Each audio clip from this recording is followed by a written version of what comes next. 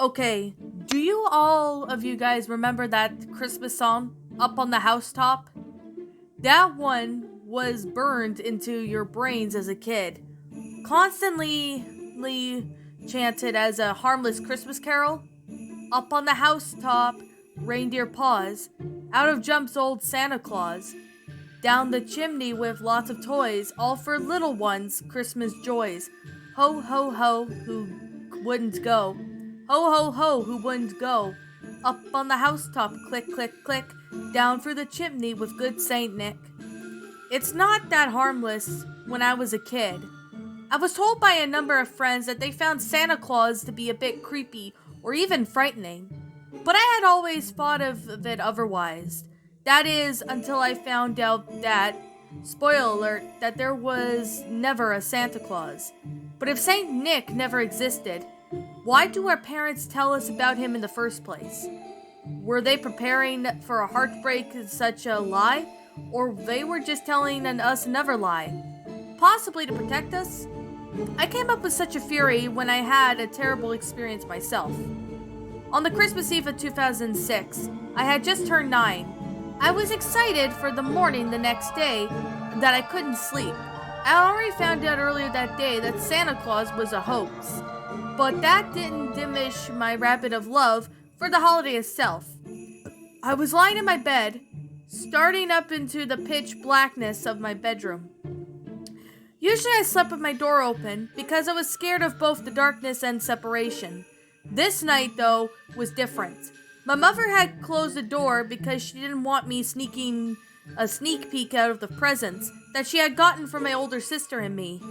So I accepted the darkness just for once. My mind was so distracted by the thoughts of tomorrow to think about what could be lurking in the pitch blackness that engulfed my room. I was concentrating on my mother's conversations with my grandma, hoping to hear something about that what they got me. At the age of 9, eavesdropping was my expertise.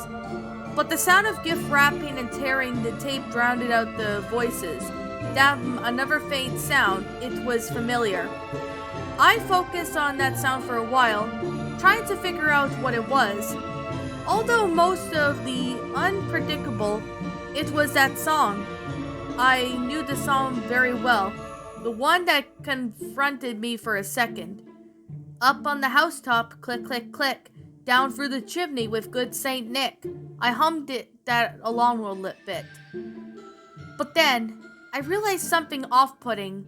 Maybe it was only my imagination, or possibly the sound being thrown across the room. Our house does that often, but it sounded like, for whatever reason, this faint music was coming from the inside of my room. Starting to get scared as I usually did, then forced into the darkness, I turned on the lamp on my nightstand, and I relaxed to find that there was nothing there. Aside from my dresser and a pile of clean laundry that I had forgotten to put away, the music also abruptly stopped as I did this. Suddenly I heard another sound. It was a knocking sound, and it was coming from above me. Well, more than footsteps, I then realized, as if a bunch of animals were walking around my roof of my house. Reindeer? I was shocked. I thought Santa didn't exist, yet there he was, the telltale, the first sign of his arrival. Reindeer on your roof? I heard the music start up again, this time slightly louder than magnitude. I could hear the words now, sung by an unknown chorus of children. Again, though it was coming from the inside of my room. By now I was intensively confused and equally as frightened. Where was this sound coming from? Why are there reindeer on my roof? Am I alone right now? Do Mama and Grandma hear this? Countless questions flooded my thoughts as I heard the thumping from above me and then the music surrounding me. They both stopped abruptly. I listened, tense to see what would happen. I was frozen, and now clutching the Bible that I kept under my pillow onward off with bad dreams. It was a common exercise that most of my family practiced, as well as we were all raised in a fear curiosity religious. But the Bible did not help me as I looked into horror, a new sound coming from inside my room. Directed inside my closet, I heard my clothes on their hangers start to rustle. Then the doorknob jiggle. I froze in fear. None of my body could move, no matter how much my mind screamed, "Escape! Escape! Whatever it is, get away from it." The doorknob slowly turned, and the door gradually opened all the way. Creaking timidly, I looked into the darkness to my closest, and the only emotion I felt at the moment was pure terror. I saw white eyes stare back at me. They didn't glow. There was nothing especially terrifying about them. Despite the fact that someone was inside my closet, the music started up again, paralyzing me even more. If that was even possible, it was very loud now. I heard the chorus of children singing the song again, yet they sounded different, shaky, maybe even frightened. Did they feel the same way I did? I saw whoever was in my closet emerge from the darkness into the light of my lamp. I felt tears wetting my face, my throat burning. I felt like I could scream. I wanted to scream. I needed to scream. But he did not allow me to. I don't know how. His silent stare just told me not to. It was Santa Claus, but his face was not sweet, cuddly, or caring. Depicted into the many pictures and movies about him, he looked at me with a grim look, as if he was extremely upset at me. But it was an understatement, his overly disdainful stare, that was making me cry. Not him wanting to be inside my room. The music now sounded like it was melting away, fading into the background. It got quieter and quieter, until we both were staring at each other in complete silence. "Down through the chimney with old good Saint Nick," he said, behind gritted teeth, his voice low and hateful. "What?" I choked out in reply. I didn't understand. Why was he telling me the lyrics to his song? "You," he uttered. Suddenly he lunged up for me, but I jumped back in surprise. I nearly fell on the other side of my bed. Realizing the ability to move again, I sprinted forward towards the door and threw it open, nearly breaking it down. Santa moved quickly and grabbing a hold of my shoulder of my pajama shirt. I pushed the opposite way with all my force as I possibly could in desperate effort to make him let go. Thankfully, he did, and I ran down the hallway. "Mama!" I screamed, my voice finally coming back. She whipped around the confusion, sitting on the couch, half-taped present. I jumped over the couch and hid behind it. Usually, I would never even attempt to jump the couch, as I terribly unathletic. But in this situation, it was the best idea possible. She stood up and took both fear and fury washing over her. Grandma sat on the floor next to the Christmas tree in shock. Mama immediately started towards my room, and Santa stood emotionless in the hallway. That look of disdain on his face. He never moved until Mama charged at him with all full force. She locked her hands around Santa's throat, gripping it with so much force that it seems impossible. She has seemed to be powered by adrenaline and motherly instinct told to protect us. Santa fell to the ground within a number of seconds, and it was only then that Mama let go and began kicking him in the stomach repeatedly as she screamed, "Bitch! Don't you ever touch my kids!" All the while, that song was been playing, so loud that it rang through the entire house.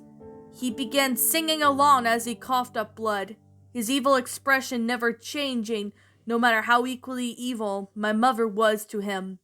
Her sudden power and strength was ridiculous and somewhat amusing, yet he remained unchanged, singing along the hate until passing out.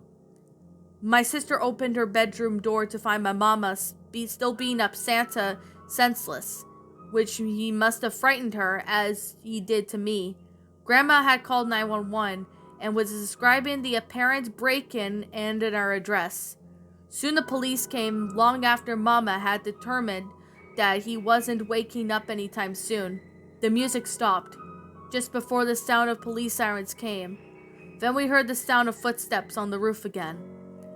Later, the police had determined that it was just some crazy old guy who had sneaked into the house earlier and had been hanging out in my closet for a while. He was delusional. Whatever he thought he was actually Santa, or that Santa was just a Scooby-Doo Isquet's costume that covered up his identity. But that still doesn't explain the footsteps on the roof or that song. I don't think I'll ever know what really happened in that night. But Christmas has never been the same since for us. And I will never, ever sing that song again. And that, my little pretties, was Up on the Housetop, a Christmas creepypasta. My final thoughts on the story? Well, taking the fact that today, wherever you guys are living, is Christmas Eve, and seeing that, well, Christmas is on Saturday, which is tomorrow, I decided to go ahead and, review this story and even read this story because, it's just, pretty neat for what it is. Now, I've heard of this story from Mr. Creepypasta, Dr. Creepier's Dungeon, Fear Itself. I've actually, have heard of this story from those users, but I also heard of this story first. The first time I've heard of this story was from Spidey Pasta, and if you guys know who Spidey Pasta is, he narrates creepypastas, and I know he doesn't really upload much, but he still narrates stories that are good, so I'm definitely saying that now. He reads pretty good stories, to be completely honest, so there is definitely that. I'm not gonna lie right here when I say this. It's a pretty good story. Like, I'm gonna sit here and say this now, that I really found this story to be good. Like, the grammar was pretty good for all of its own self. Yeah. The one thing I would have to say about this story is that, it's pretty scary, the first part, when it comes to, Santa being, I have a feeling it's maybe some homeless dude or drunk dude decide to dress up as Santa Claus to he doesn't know what he's doing, because when you're delusional or something, you don't know what you're doing or something, so it could be that, though. But yet again, I remember hearing that song Up on the Housetop when I was, in grade 1 or 2. It's a pretty good song, I'm not gonna lie. I haven't heard that song in ages, though. So I would have to say, seeing the mom beating the crap out of Santa, I'm like, holy shit. That mother went, wow, rage and savage mode, I'm not gonna lie. Like, that's just really epic, because I bet she did that because she was protecting her kid, and I bet any parent would do that to protect their child. And I honestly have no doubt about that. So I definitely have to say, it's a pretty good story. I like how the mom, beats up Santa near the end. That was pretty awesome, I'm not gonna lie. Yeah, this story kind of give me, a bit of frightened, yes. But yeah, I'm gonna definitely be honest, there were a few grammatical errors in this story, though. I did spot a few grammatical errors, and, yeah, that's something I did see, is I did see a few grammatical errors in this story. But other than that, it's a good story. I recommend you guys check out this story if you haven't. It's on the regular Creepypasta Wiki, so I recommend you check that out. It wasn't a bad story, but the last line saying you'll never sing that song again, that's the only cliche thing I have to say about that story, because it's kind of like saying, never watch this episode again, or never watch this movie again. Like, that kind of sounds like a lost, if you were to say that in a really crappy lost episode story. I'm not trying to be, I'm not trying to be harsh or anything, but yeah, that's something needs to be, taken off. But, it didn't really scare me that much. Like, I've read this story maybe once, I think maybe 4 or 5 years ago. Now, reading it again, it's not really that scary. I'm just gonna be completely honest. I really wish there was more of a fear factor, but that's just me. You guys might have Well, you guys might say what you think of this story, because I would like to hear what you think of this story. I mean, the story was pretty good, I'm not gonna lie. I mean, it's not cliched or anything, except for the last part. It kind of sounded like if you were to say that in a lost episode pasta. That's probably just me, but you guys could say what you think of this story in the comments below, because one thing I'm gonna say right now is I would like to hear what you guys think about this pasta. Oh, pardon me about that. I just got the hiccups. But anyways, like I'm gonna say, this is just simply my own personal opinion, and if you happen to disagree with me, that's fine too. We're all entitled to our own opinions regards to these creepypastas, and this is simply my own personal thoughts. My final rating of the story would have to be I'm gonna give this one a 9 out of 10. I'm giving it a 9 because it was really well written. It's definitely worth to, take a look at. It's a good story, yes. The only thing I didn't really like was the fact that, the very ending paragraph, which states, I will never ever sing this song again. I mean, that's the only thing I really don't like about this story, but it didn't kill the story entirely. But I would wish that last part was taken out. Maybe that's me, but you guys might have your own opinions and all that. So, anyways, what did you guys think about this creepypasta? Did you enjoy it? Did you not? Also, what you have done personally to help make this story a lot better? Feel free to leave me know what your thoughts are down in the comments below. I'm the Queen of Lions. Thank you so much for watching today's episode.